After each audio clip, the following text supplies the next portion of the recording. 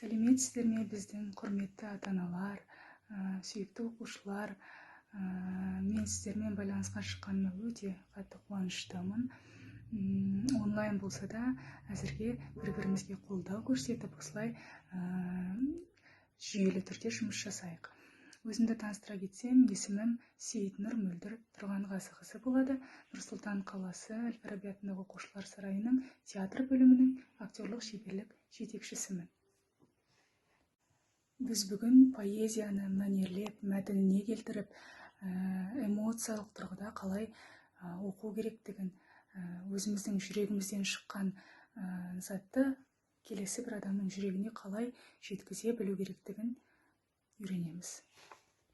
Поэзияны таңдауға ешқандай шектеулік қоймаймын, яғни еркін тақырып, анаға деген, әкеге деген махаббат, туған жер туралы, отан туралы кез келген поэзияны алып дайындалсаңыздар болады. Сондай-ақ ақынға да шектеу қойылмайды, яғни Мұқағали Мақатаев, Абай Құнанбаев, қазіргілерден Қалқаман Сарин, Фариза Оңғырсынова апамыздың поэзияларын алып дайындалсаңыздар болады. Менің ең жақсы көретін ақындарымның бірі ол Мұқағали Мақатаев. Менде ол кісінің мынандай кітаптары бар. Ескі болса да, ішінде өте керемет өлеңдер бар. Міне мынандай қалың, қазір ішін ашып көрсетейін. Мынандай поэзия, былайша айтқанда, поэзия жинақтары. Мен Мұқағали Мақатаевтың «Бесік басында» деген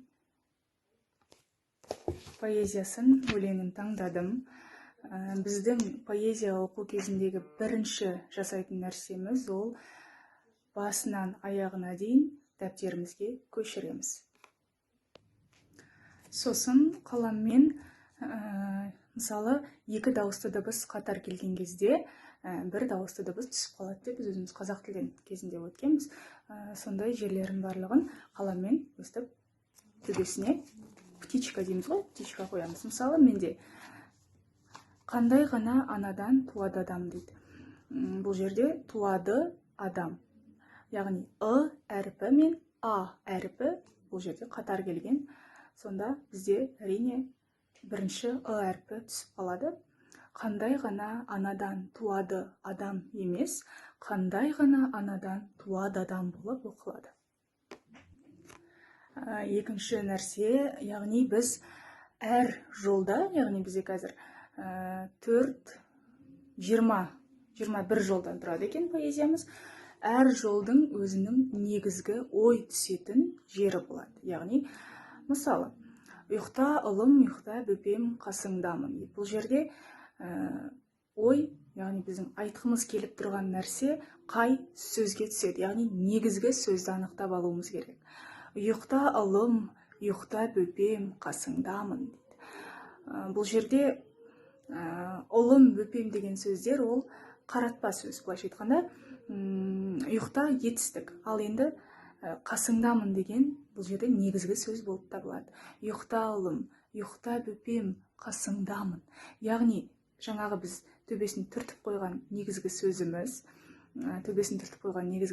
біздің негізгі, яғни ойды білдіруші сөз болып табылады. Яғни екпін сол сөзге түседі. Осы мен айтқан нәрсенің бәрін жасап біткеннен кейін біз поэзиямызды оқып көрейік. Жақсы ма? Ендеше қазір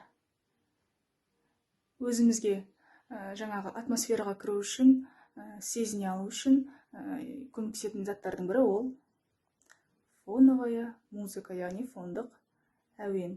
Менің таңдағаным мындай.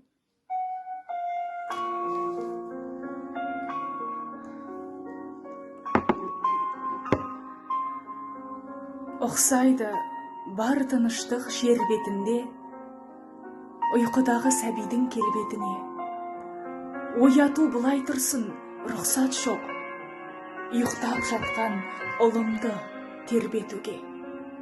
Ұйықта ұлым, ұйықта бөпем қасыңдамын.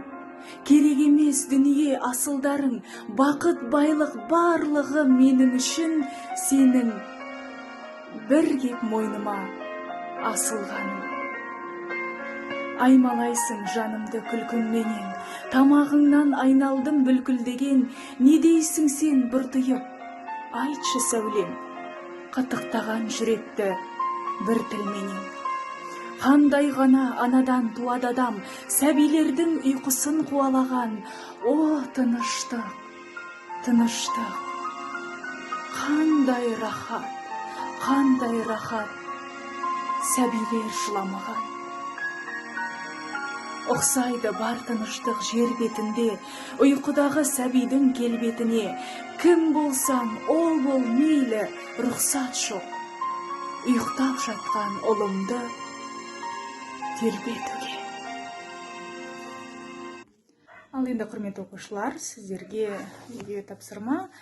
Кез келген ақынның, кез келген болғанда өзіңіз ұнатқан ақынның, өзіңіздің жүрегіңізге жақын болған поэзиясын алып, мәнеріне келтіріп, оқып, негізгі жерлерін, сөздерін түртіп, және сезімді, эмоцияны қосып, жүрегімізге жеткізе білуіңіз керек. Сіздерге сәттілік тілеймін.